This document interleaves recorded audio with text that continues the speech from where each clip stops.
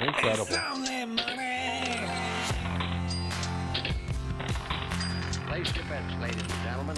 Well, sadly, the mortality rate of a human being is still 100%. Nobody gets out alive. You, me, all of us, well, sadly, we will shuffle off this mortal coil one day. Now, if you do it young, it can really hurt those that rely on us as providers. Enter life insurance into the equation. It can be an expensive investment or a small expense for young, healthy people. Tonight in Money Talks, we talk the exciting field of life insurance. Maybe you get it through your job, but you should have between 5 and 10 times your annual salary in life insurance to make sure that your family could overcome losing you, and term policies will be the most cost effective.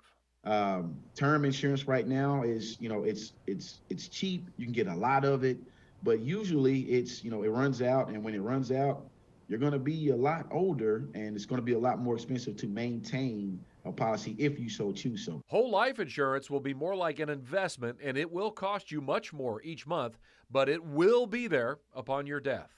On the other side of the aisle, where whole life is purely, it's for you when you pass away, but usually it's a legacy play. Now, I can dive into the woods and tell you how a lot of people use whole life as far as, the whole banking concept has become extremely popular thanks to TikTok and Instagram and all these things. But they don't tell you the whole story a lot of times. You have to fund those things a certain way to get that benefit. But whole life is usually a benefit play. Whole life is popular with kids, young kids. Remember, not many people die young, meaning like most insurance, it's only there if your family needed it. And like car insurance, you hope that you never need it. I honestly think, I think the stat is 99% of term policies don't pay out, whether they either outlive them or, at some point in time, they'll stop paying for it along the way. But then that's where the investing the rest comes in. You kind of invest in, vehicles such as Roth IRAs, brokerage accounts, things like that. And Rojo kept emphasizing for me how inexpensive term life insurance is for a 20 or a 30-year plan for someone in their 20s or 30s. But then you're on the other side where you've got whole life, which, a $100,000 whole life policy may cost you $200, where a $100,000 term policy may only cost you $10 a month.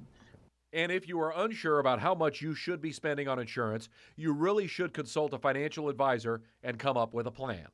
But, make sure you're doing what's best for you and your financial picture. That's where guys like myself come in. But, like I said, young people, my advice is if you're going to do anything insurance-wise, get you some term. It's cheap. It won't break the bank. And then you're protected. And then as you grow and you accumulate things, the budget becomes bigger. Maybe look at doing some kind of permanent policy. But start off with the simple stuff, term. I know that's kind of what I preach. If you don't want to go the complicated route, let's get you some term insurance, and then we can grow from there.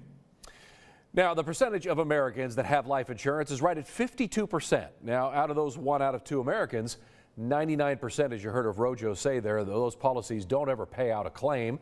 This is due to most people letting their policies lapse. They stop paying it after they've built wealth of their own. Now, if you buy a $250,000 20-year term policy, you got to remember, if inflation's about 4% a year, your policy is going to lose about 56% of its value over those 20 years if you die in year number 20.